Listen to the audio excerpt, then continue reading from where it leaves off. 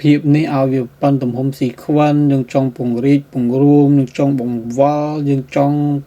បន្ថយ opacity វាបងប្អូនទាំងគ្នាហ្នឹងគឺតួនាទីរបស់ effect control ហ្នឹងគឺវាមានតួនាទីចឹងឯង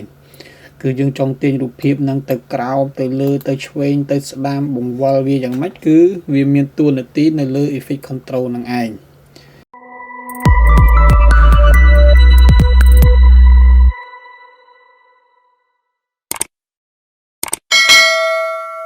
ជំរាបសួរដល់បងប្អូនទាំងអស់គ្នាមកជួបជាមួយនៅខ្ញុំបាននៅវីដេអូបន្តទៅទៀតហើយបាទនៅក្នុងវីដេអូនេះគឺខ្ញុំចែករំលែកនៅចំណេះដឹងរបស់ខ្ញុំទៅកាន់បងប្អូនបន្តទៅទៀតហើយនៅក្នុងវីដេអូនេះគឺយើងមកសិក្សាអំពី effect control បាទអញ្ចឹងតើអ្វីទៅជា effect control អញ្ចឹងបងប្អូនទាំងគ្នាចង់ដឹងបងប្អូនទាំងគ្នាតាមដានមើលនៅវីដេអូរបស់ខ្ញុំមួយនេះពីដើមរហូតដល់ចប់បងប្អូននឹងស្វែងយល់អំពី effect control ហ្នឹងបានច្បាស់លាស់តែម្ដងបាទចឹងហើយបងប្អូនទាំងគ្នាដែលមិនបានចុច Subscribe Channel YouTube របស់ខ្ញុំបងប្អូនទាំងគ្នាសូមជួយចុច Subscribe ហើយដាក់រូបកណ្ដឹងឲ្យខ្ញុំម្នាក់មួយផងដើម្បីជាការលើកទឹកចិត្តដល់រូបខ្ញុំបាទដើម្បីនឹងធ្វើនៅវីដេអូចែករំលែកនៅចំណេះដឹងនេះថ្មីបន្តទៅទៀតទៅកាន់បងប្អូនទាំងគ្នាហើយបងប្អូនទាំងគ្នាជួយចុច Share ដើម្បីចែករំលែកចំណេះដឹងរបស់ខ្ញុំនេះទៅកាន់បងប្អូនដទៃទៀតដែលគាត់មានបំណងចង់ចេះបាទនៅកម្មវិធីកាត់តវីដេអូមួយហ្នឹងបាទគឺវីដេអូរបស់ខ្ញុំនេះធ្វើនេះគឺมันមានបំណងអ្វីគឺមានបំណងចង់ចែករំលែកនៅចំណេះដឹងរបស់ខ្ញុំហ្នឹងទៅកាន់បងប្អូនទាំងអស់គ្នាដែលចង់ចេះនៅកម្មវិធីកាត់តនៅកម្មវិធីមួយហ្នឹងបាទកាត់តនៅវីដេអូនៅក្នុងកម្មវិធីមួយហ្នឹងគឺខ្ញុំចែករំលែកទៅដល់បងប្អូនបាទអញ្ចឹងបងប្អូនទាំងអស់គ្នាគ្រាន់តែជួយចុច Subscribe ដាក់រូបកណ្ដឹងខ្ញុំម្នាក់មួយមកបាទ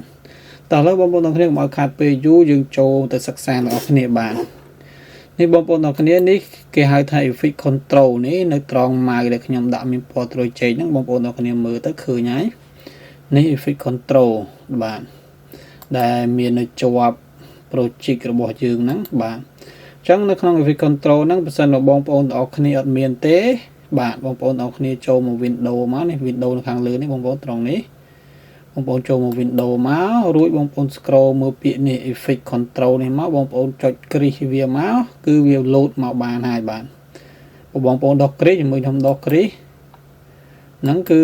ខ្ញុំ close វាចោលទៅនេះអត់មានទេអញ្ចឹងខ្ញុំចូលទៅដាក់មកបងប្អូនចុចត្រង់ហ្នឹងមករួចបងប្អូនចុច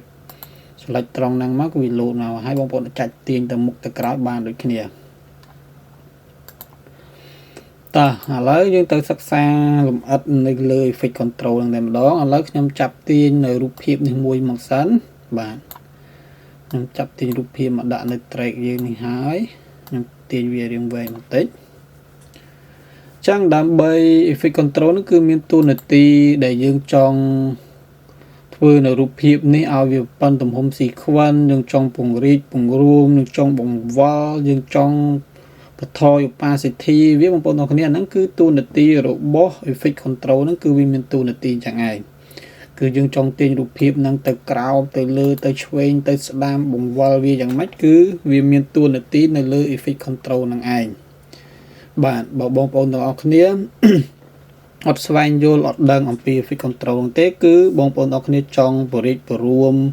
រូបភាពវីដេអូអញ្ចឹងគឺបងប្អូនទាំងអស់គ្នាអត់ដឹងអញ្ចឹងបងប្អូនទាំងអស់គ្នាអញ្ចឹងបងប្អូនទាំងគ្នាចង់ចេះមើលវីដេអូរបស់ខ្ញុំនេះឲ្យពីដើមរហូតដល់ចប់គឺបងប្អូនទាំងគ្នាចេះហើយឥឡូវខ្ញុំទាញរូបភាពមកដាក់មួយនៅត្រង់ហ្នឹងហើយឥឡូវខ្ញុំចង់ពង្រីកឬក៏ចង់ពង្រួមនៅរូបភាពមួយហ្នឹងអញ្ចឹងបងប្អូនទាំងគ្នាចុច select លើ track យើងនេះរួចហើយបន្តមកទៀតបងប្អូនចុច select លើ control effect នេះបងប្អូនមិនមែនចុចលើ project នេះទេណាបងប្អូនមើលឲ្យច្បាស់តាមដានមួយគឺយើងចុច select លើរូបភាពលើ track យើងនេះហើយបន្តមកទៀតបងប្អូនចុច select លើ effect control នេះបាទហើយបន្តមកទៀតគឺបងប្អូនទាំងអស់គ្នាចុចលើ motion នេះដូច្នេះហើយបងប្អូនទាំងអស់គ្នានឹងចេញសញ្ញា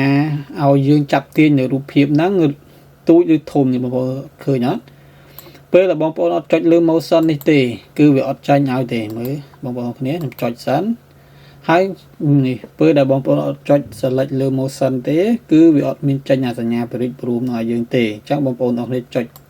លើ motion ហ្នឹងមកគឺវាចេញអាសញ្ញា4ជ្រុងនេះដើម្បីឲ្យយើងទាញនៅរូបភាពហ្នឹងទូចឬធំបាទនេះបងប្អូនអរគ្នា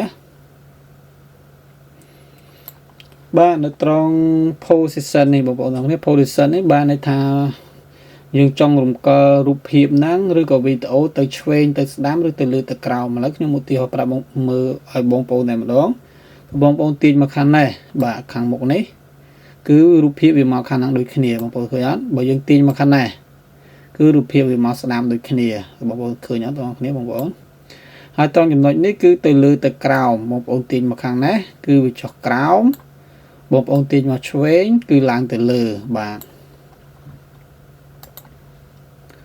ហ្នឹងគឺ position បងប្អូនតាមដានមួយទៅហើយ scale ហ្នឹងបានន័យថាទំហំរបស់រូបភាពអញ្ចឹងបងប្អូនទាញមកឆ្វេងគឺរូបភាពហ្នឹងទូចដល់0នោះបាត់រូបភាពហ្នឹងហើយបងប្អូនទាញមកធំអញ្ចឹងគឺបងប្អូនអាចរំកិលតាមហ្នឹងបានឬក៏បងប្អូនអាចសរសេរលេខក៏បានបងប្អូនចុចលើហ្នឹងមកបងប្អូនដាក់100អញ្ចឹងទៅ enter មកគឺវាទៅតាមរូបភាពហ្នឹងគឺវាធំតែម្ដងបងប្អូនដាក់ប្រហែល50ឯងមកគឺបងប្អូនអាចសរសេរនៅក្នុងហ្នឹងក៏បានដូចគ្នាបាទហើយបន្តមកទៀត rotation នេះគឺយើងបង្វិលនៅរូបភាពបងប្អូនអរគ្នាបងប្អូនចាប់ទាញមកគឺវាបង្វិលបាទទៅបង្វិលទៅខាងនេះខាងនោះទៅគឺបងប្អូនអរគ្នាអាចបង្វិលបានហើយនៅក្នុងហ្នឹងគឺយើងអាចធ្វើ animation ពីចំណុចចាប់ផ្ដើមពីរូបភាពត្រឹមណាមកវិលចេញចូលមិនគឺយើងអាច animation បានហើយខ្ញុំនឹងបង្ហាញបងប្អូនទាំងអស់គ្នានៅវីដេអូបន្តទៅទៀតអំពីរបៀបធ្វើ animation របស់វាបាទឥឡូវយើងសិក្សាអំពីចំណុចនេះឲ្យបានច្បាស់សិនអំពី position skill rotation ហ្នឹងគឺមានតួនាទីយ៉ាងម៉េចចឹងបងប្អូនទាំងអស់គ្នាចង់ឲ្យបានរូបភាពហ្នឹងវាមកដើមបងប្អូនទាំងអស់គ្នាអូសមកត្រឹម0វិញមកបាទឬក៏បងប្អូនទាំងអស់គ្នាសរសេរលេខត្រង់នេះមកក៏បានបាទនេះបងប្អូនសរសេរ0មក enter មកគឺរូបភាពហ្នឹងគឺវាអត់មានវិលទៅឆ្វេងទៅស្ដាំទេហើយត្រង់នេះគឺវាជារៀងតែ position ហ្នឹងដែរបងប្អូនទាំងអស់គ្នាត្រង់នេះបាទនេះក៏ដូចគ្នាដែរវារៀង skill ទេបាទយើងមិនចាំបាច់សិក្សាលម្អិតនោះទេហើយបន្តមកទៀតនេះគឺបងប្អូនមើលត្រង់ opacity នេះបាទ opacity នេះបានន័យថាភាពច្បាស់នៃរូបភាពឬក៏វីដេអូបាទ opacity ហ្នឹងអាហ្នឹងនិយាយឲ្យចំច្បាស់ឲ្យចំចឹងតែម្ដងទៅគឺភាពច្បាស់នៃរូបភាពឬក៏វីដេអូបាទបងប្អូនអរគ្នាចាប់ទាញមកខាងនេះមកគឺវាអត់ទៅច្បាស់បងប្អូនអរគ្នាឃើញអត់ទាញដល់0គឺអត់មានឃើញតែម្ដងបងប្អូនចាប់ចង់ឃើញវិញគឺបងប្អូនទាញអស់ដល់100% 100% មកគឺវាឃើញវិញបងប្អូនអាចសរសេរលេខបានដូចគ្នាបងប្អូនចង់ដាក់ត្រឹម50បងប្អូនចុចមក enter មកគឺបានត្រឹម50គឺឃើញវាអត់សូវច្បាស់បងប្អូនអរគ្នាបាទហ្នឹងគឺភាពច្បាស់នៃរូបភាព opacity ហ្នឹងបាទហ្នឹងយើងនិយាយឲ្យខ្លីចឹងតែម្ដងទៅបាទនៅក្នុងកន្លែងប្រើប្រាស់នៅក្នុង effect control ហ្នឹងមិនថាវីដេអូមិនថារូបភាពទេគឺបងប្អូនទាំងអស់គ្នាអាចប្រើប្រាស់បានដូចគ្នាគឺចង់ពង្រីកពង្រួមអីគឺបានដូចគ្នាតែម្ដងបងប្អូនទាំងគ្នាបាទបងប្អូនទាំងគ្នាអញ្ចឹងក្នុងវីដេអូនេះគឺខ្ញុំបង្ហាញបងប្អូនទាំងគ្នាអំពី effect control ហ្នឹងគឺមានតែប៉ុណ្្នឹងហើយនៅក្នុងវីដេអូហ្នឹង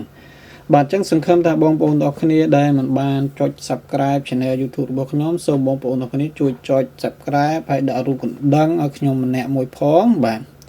ដើម្បីជាកម្លាំងចិត្តលើកកម្លាំងចិត្តដល់ខ្ញុំហើយនឹងចែករំលែកនៅចំណេះដឹងនេះទៅកាន់បងប្អូនដទៃទៀតអញ្ចឹងបងប្អូនទាំងគ្នាសូមជម្រាបលាបងប្អូនទាំងគ្នាជួបគ្នានៅវីដេអូក្រោយបន្តទៅទៀតបាទ